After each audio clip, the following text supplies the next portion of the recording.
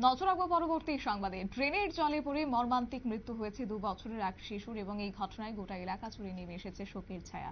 অবশ্য এই খবর কৈলাসহরের ইছুপুর গ্রাম পঞ্চায়েতে এবং ইছুপুর গ্রাম পঞ্চায়েত এলাকায় কৈলাসহর গৌরনগর ব্লকের অধীন এই গ্রাম পঞ্চায়েতের 5 নম্বর ওয়ার্ডে পাখির বাদা এলাকার স্থানীয় বাসিন্দা আরিচ আলীর বাড়ির সামনে বিগত 1 মাস ধরে রাস্তার কাজ চলছিল।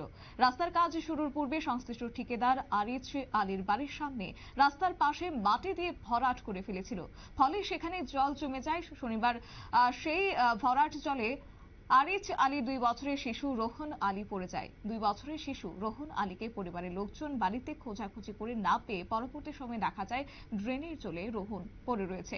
সাথে সাথে পরিবারের লোকজন রোহনকে উদ্ধার করে দমকল বাহিনীর সহযোগিতায় ঊনকোটি জেলা হাসপাতালে নিয়ে যায় চিকিৎসার জন্য, কিন্তু জেলা হাসপাতালে কর্তব্যরত চিকিৎসক ধ্রুবপদ দাস প্রাথমিক চিকিৎসার পর জানান রোহন আলী মৃত।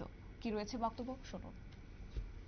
তার নাম রোহন আলী, তাকে নিয়ে আসে এবং তাকে পরীক্ষা নিরীক্ষা করে দেখা গেল যে মৃত অবস্থায় আমরা হাসপাতালে আসে এবং তার পরিজনদেরকে যখন জিজ্ঞেস করলাম পরিবারের লোক তাদেরকে তখন তিনি বললেন যে পাশের বাড়ির কাছে কোনো ড্রেনের মধ্যে নাকি 10-15 মিনিট শুরু করেছি এবং তারপরে তারা 10-15 পরে বাচ্চাদের